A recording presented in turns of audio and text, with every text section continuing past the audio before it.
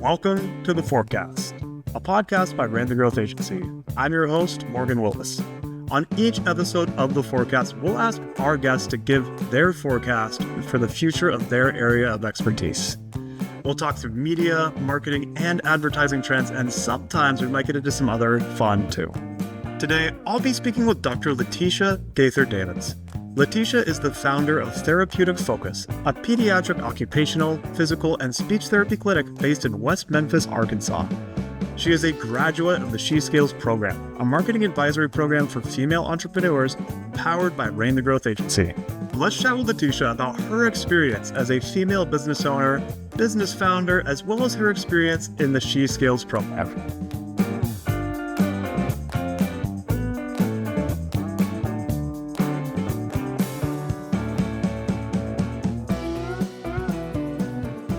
Hi, LaTeasha. Welcome to The Forecast.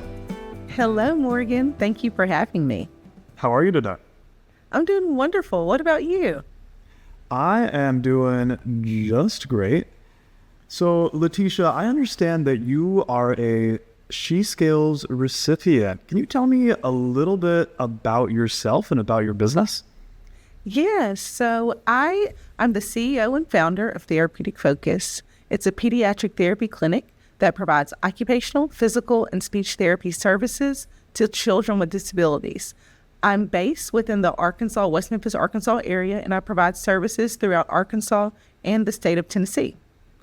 And I'll just tell you, Morgan, I never really imagined or thought that I'd be an entrepreneur or that I would own a therapy practice. But what ended up happening was earlier in life, at the age of 3, I suffered from a speech delay, and I required speech therapy services.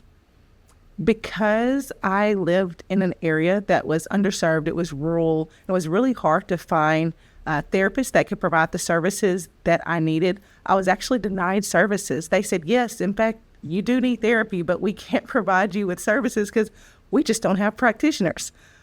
And I was told that I had to wait until I hit 5 years old to receive the free therapy services within the school system. And my grandmother, she was a nurse at the time, and she was relentless, and she realized that it was imperative that I receive therapy services. So she was able, to make a long story short, she was able to find somebody that decided to take on my case free of charge and provided me services for 5 years.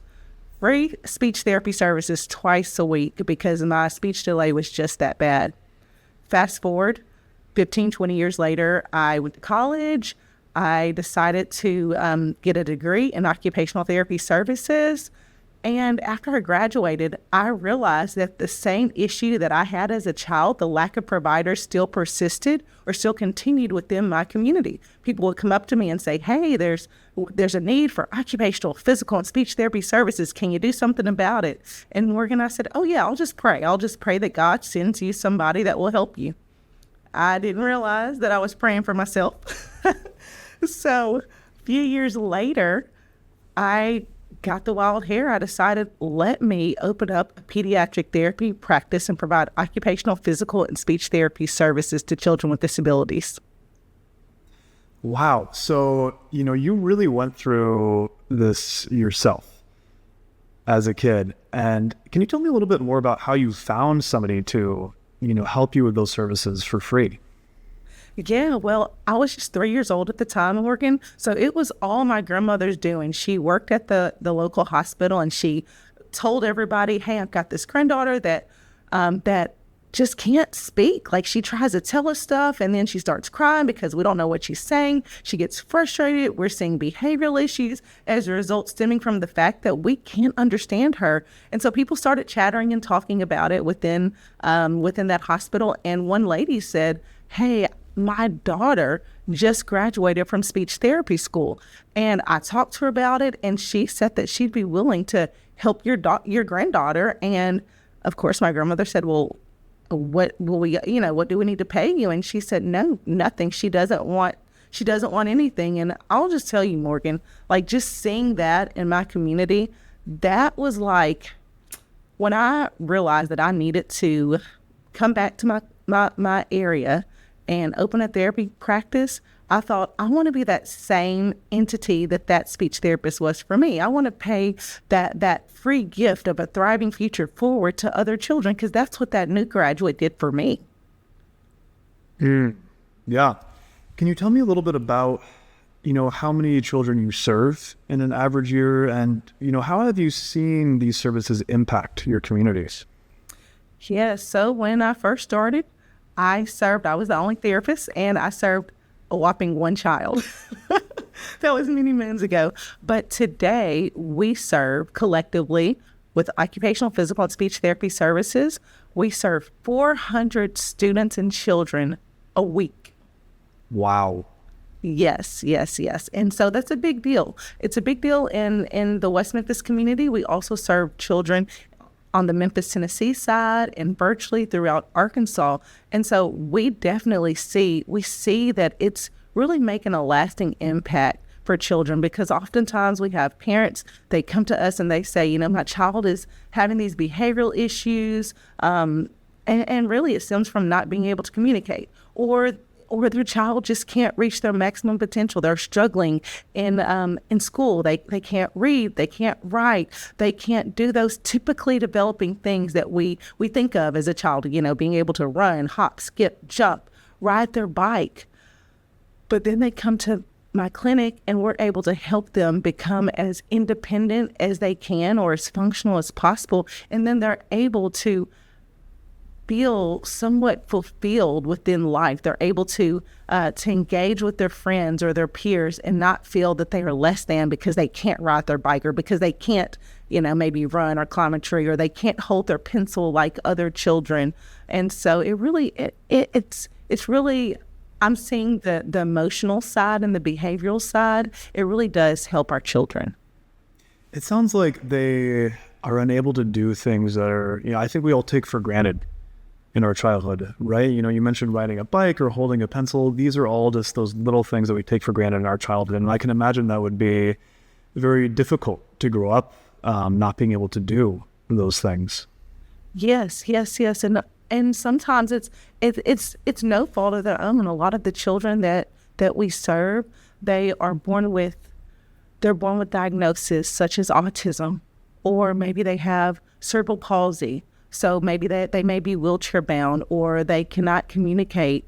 They need the use of an augmentative speech device, an AAC device. So that's kind of like a box, so where they can push the button and say what they have to say, because they don't have the ability to form those words with their mouth.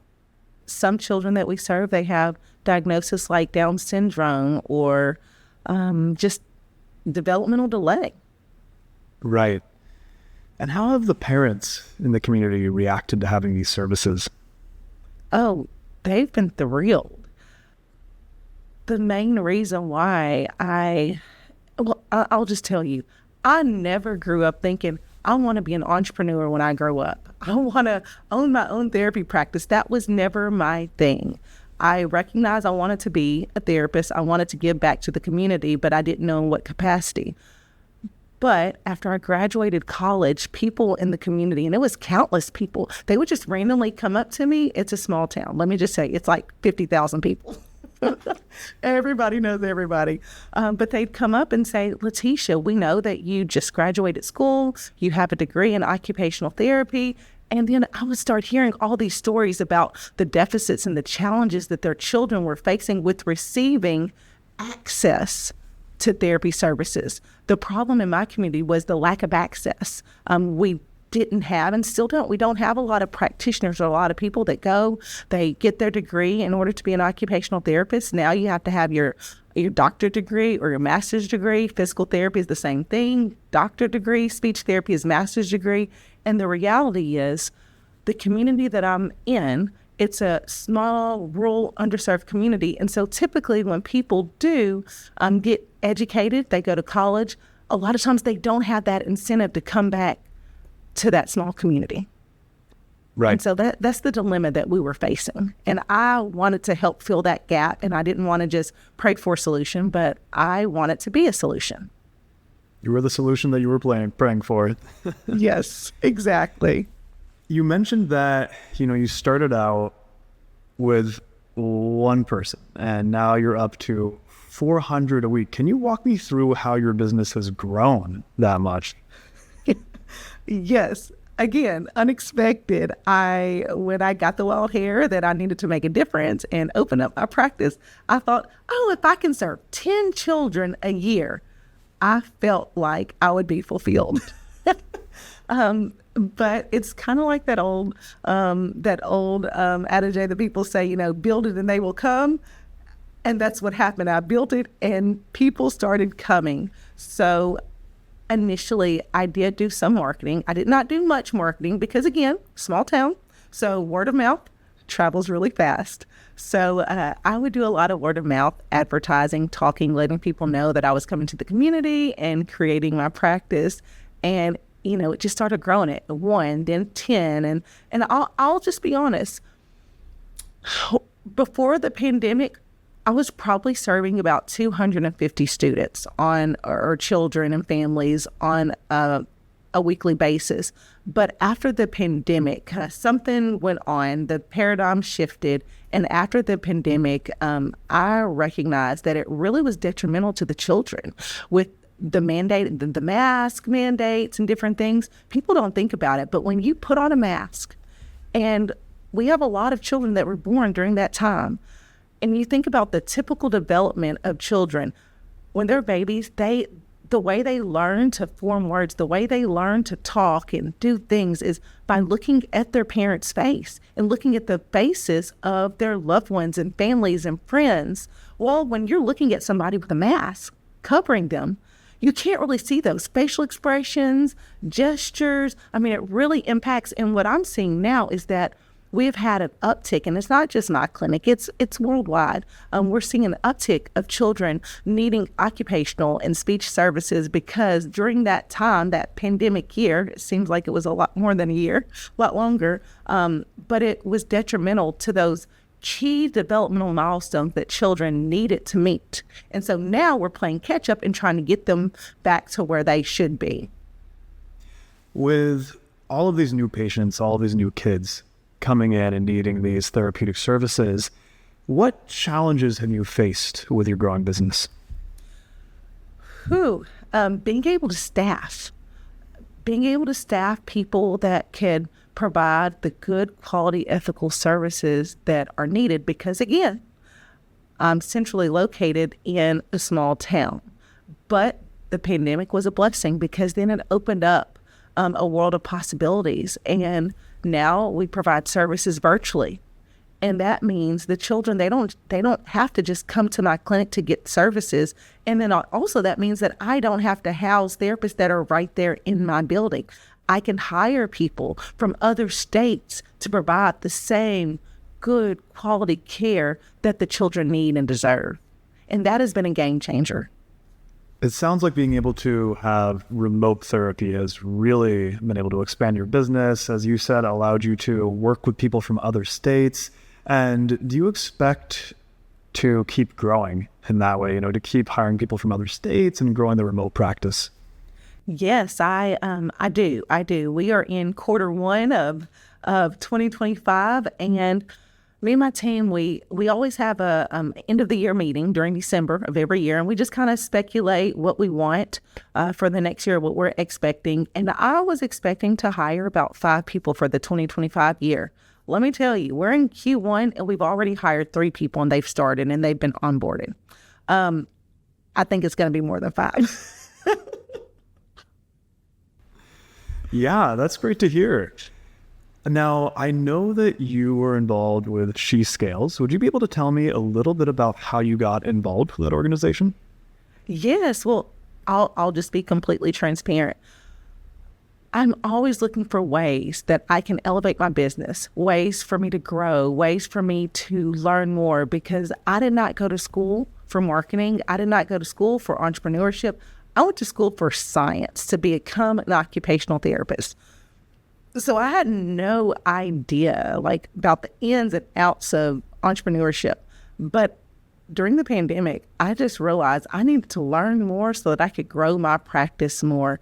And I had a friend that I met through another program, And I saw that she posted online that she was a part of this program, and it had this blue and yellow color. And I'm thinking, what is that logo? I'd never heard of it.